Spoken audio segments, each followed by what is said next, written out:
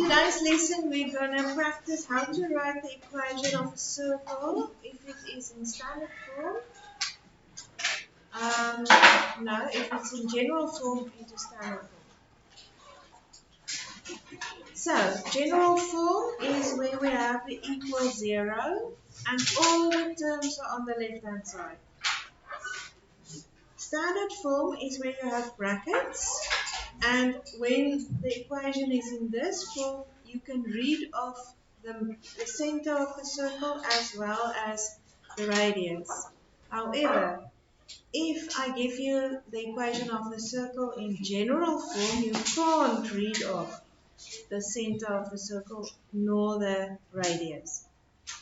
So today's lesson is, if I give it to you in this form, how to rewrite it in that form and then read off the center and the radius. And you do that by completing the squares in one go, both for x's and y's.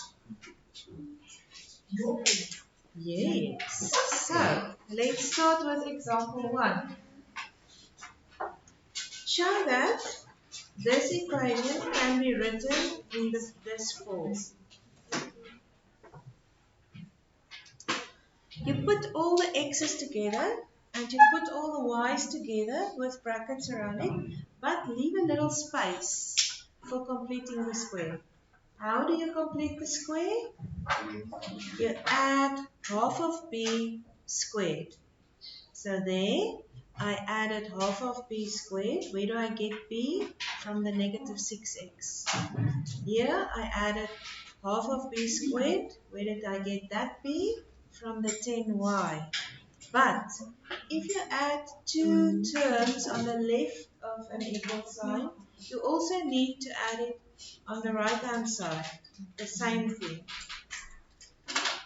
And then you just calculate what the brackets are, calculate what your radius square will be, and there you have the equation transformed into the general form.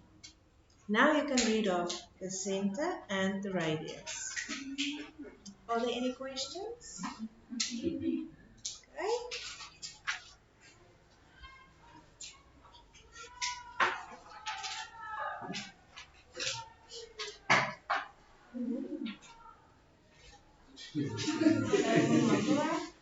Example 2.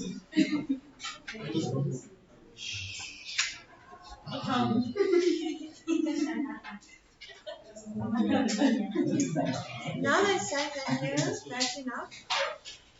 The vertices of a certain triangle lie on the circumference of circle T.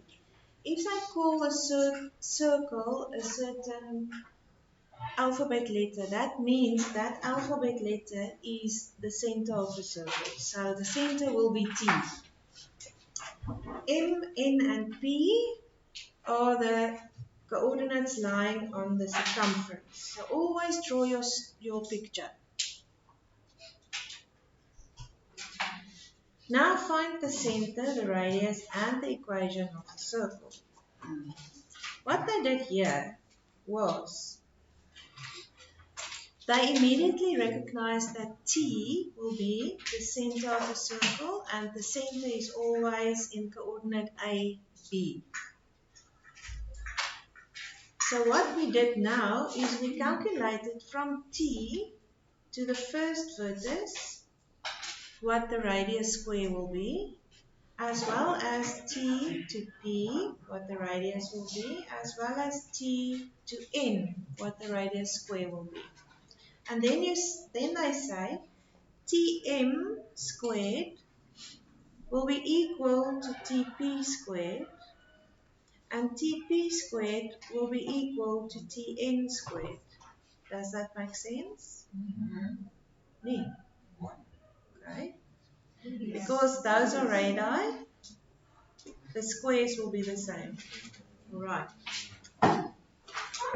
Now we have to solve this simultaneously. So first we take Tm and Tp, Tm and Tp, and calculate if we substitute the vertex coordinates into this equation. what will we get eventually? A minus B is 2. Now we take the same radius squared, Tm, and also set it to Tn squared, the other one. Substitute the vertex coordinates and get a second equation. A minus 2b equals 1. Then, if we minus the two equations, we get b's answer, and that will be the b of t. And then you substitute b either into number 1 or 2, and you get a. And this a will be the a of t. So now we have the center.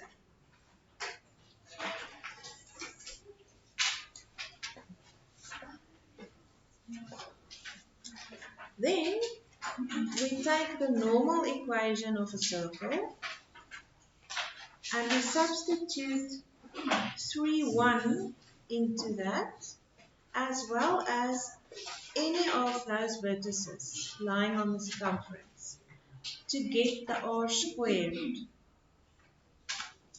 And once you have r squared and the a and the b, you can substitute it into the standard form, multiply it out and get the general form, should they ask it in either of those ways.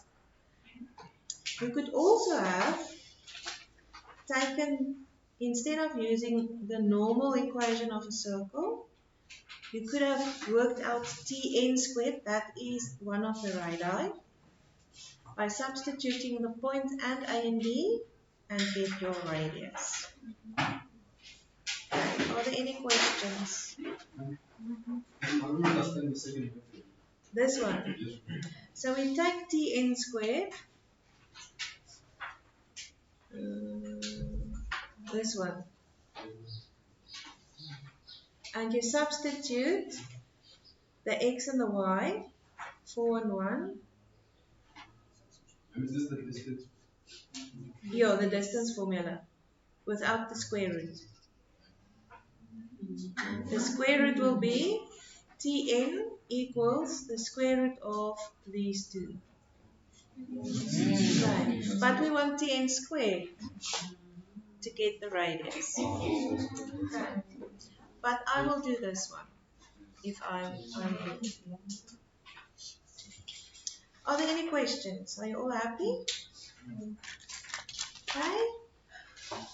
Your homework for tomorrow.